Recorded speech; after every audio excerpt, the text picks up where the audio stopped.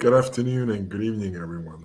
I'm Dennis, and we're back for another Real Estate Investors Roundtable podcast, video, audio, whatever you hear this.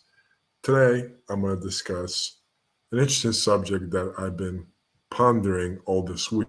But before I do that, whatever you're watching this, if you can go ahead and like, comment, we love your comments, and also share it with your friends who potentially interest or maybe wants to talk about investing situations, issues.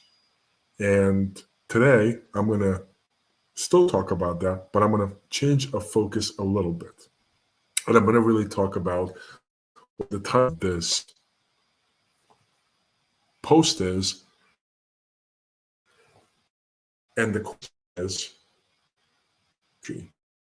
whether a traditional your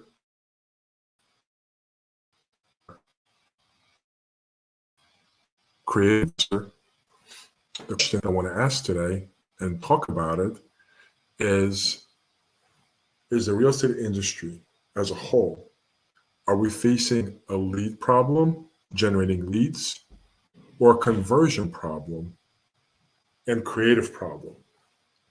So I'm going to go into a couple of examples. My first example is that I have a friend that came to me and said, Dennis, I have this property that is sitting on a prime piece of land very close to a very developed shopping center that's highly regarded in my county here in South Jersey.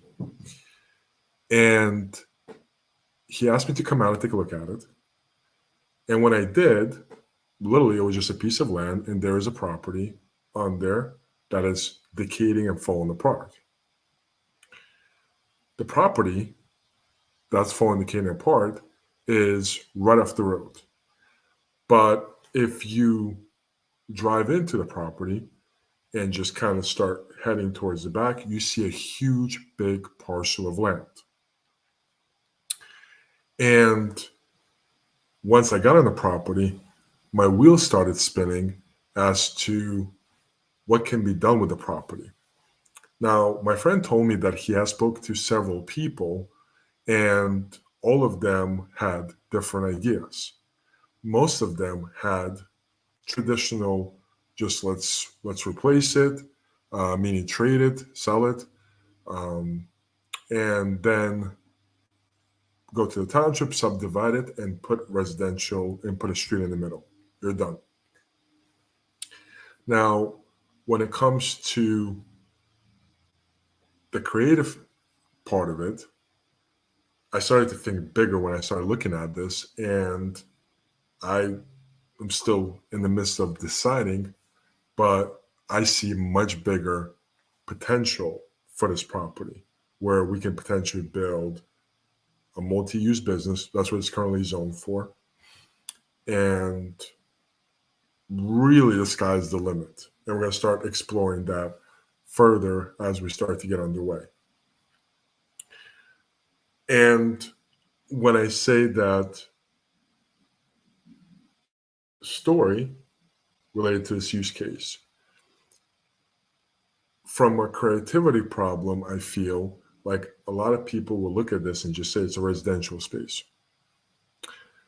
But if you open up your mind and see the possibilities, even if you have no money to put in the deal, if you have no experience, you can always go and find the right people that will bring that experience, that will bring that idea, and that will solve the creativity challenge that you're having and make this become something beyond that you would even thought about.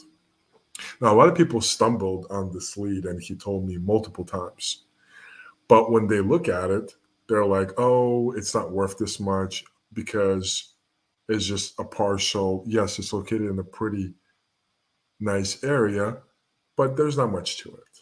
It's just a parcel. And besides just building houses on here, there's not much else that we can do. wrong. They're not thinking creative. They're not thinking of the potentials that can really happen.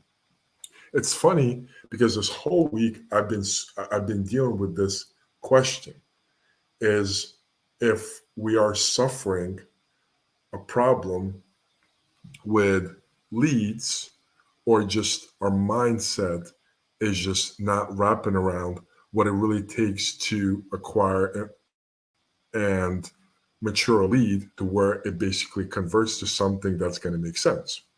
Now, I'm in the commercial space, right? So I deal a lot with multifamilies, land, storage units, warehouses.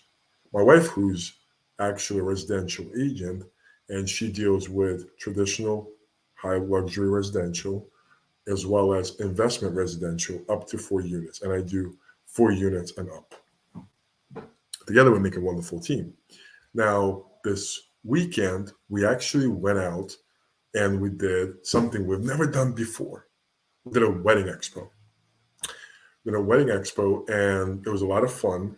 It was just so many people. And everybody that came there, had a wedding scheduled at least a year out.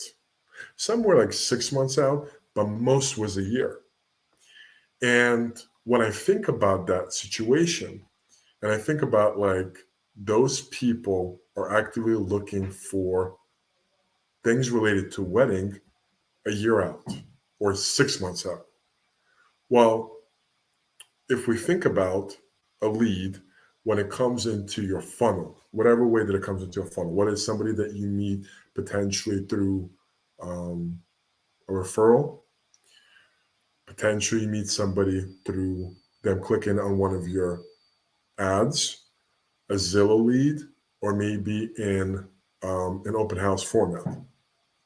Or if you're somebody who's not a traditional real estate agent, it could be somebody that you could be calling, and you're trying to identify their pain points, and potentially from the investor side, there's a lot of other strategies that you're trying to approach these leads. Now, all of these leads are considered in some aspect when they meet certain criteria. And what I learned this week is that we actually do not have a lead problem. When everybody says that, oh, I'm getting this lead and I have to work it because nothing's happening to it, it's just that we're not patient enough with this lead. We're not watering enough this lead, and whatever way that it comes through. And starts off from my buddy's land to when we went to the expo and we talked about with a lot of people about their expectations. So as I mentioned, they were there planning their wedding 6 months to a year out. So if it comes to real estate, that's the same way. So if you get that lead and it's somebody that is essentially is looking to purchase in the near future, you have to make sure that you get very creative with how you structure that relationship, and you stay peace of mind, and you stay on top of that relationship. And it's people that are constantly staying on top of these people are going to start to get the rewards of potentially getting a good deal or getting a listing. Now, when it comes to leads and basically working through the process of generating a lead, there could be leads that can be paid for, and they could be considered that they're very hot leads. And it's people that have expressed that they're looking to buy and sell in the next 0 to 3 months. That could happen. So from those, I'm not really referring to. So somebody's going to look at this video and say, this guy doesn't know what he's talking about, because I constantly get lead sources that are 0 to 3 months. But imagine how much money, opportunities are you leaving on the table when you're just focusing to the 0 to 3 months. And I can tell you, the more you go to events and you talk to people that are either looking to get into the real estate industry, meaning that they're looking to buy or sell, maybe they want to invest, or they have a pain point that they have to address. Even the pain points that they're trying to address, yes, there's that particular individuals that are going to have a pain that needs to be solved 0 to 3 months. But a lot of those people, no matter how you look at it, they're going to be somebody that's going to potentially need to be followed up to a year, up to 2 years, and so forth. And this is where I go back to my original comment and body or the subject of this podcast. Do we really have a lead problem? Or is it just a conversion problem and creativity problem? Because a lot of times, especially in a transition market, whenever you have a property that you think you're pricing it correctly and you put it on the market and you don't get conversion of leads who are looking to purchase the property, so then there is a problem, because those leads are not interested in the property for whatever reason, right? So then I go back to my initial statement: is that a lead problem, or is that a creativity problem? So let's say the same people that did not show interest because potentially the property was too expensive, or maybe there was a lot of fix-up that will make the property too expensive to rehab, whatever the case is. And those properties sit on the market, and you're watching this as an agent. What are you going to do most of the times? You're going to continue to try to generate leads that you're going to try to convert so that they buy the property that you have listed as an agent, if you're a wholesaler, somebody that has a contract, and so forth. But what a lot of people fail to understand, that if for a while the property is not really moving, the market has showed you that the price that was set at the time that it was set, and most times it's price, is just not going to work. The market is not going to allow it. The buyer is not going to pay for that. This is where the creativity part comes in. And that's where a lot of people struggle. And this is where the part that I'm truly am passionate about, and that's creative financing. Because that is taking real estate and taking creativity to a whole new level.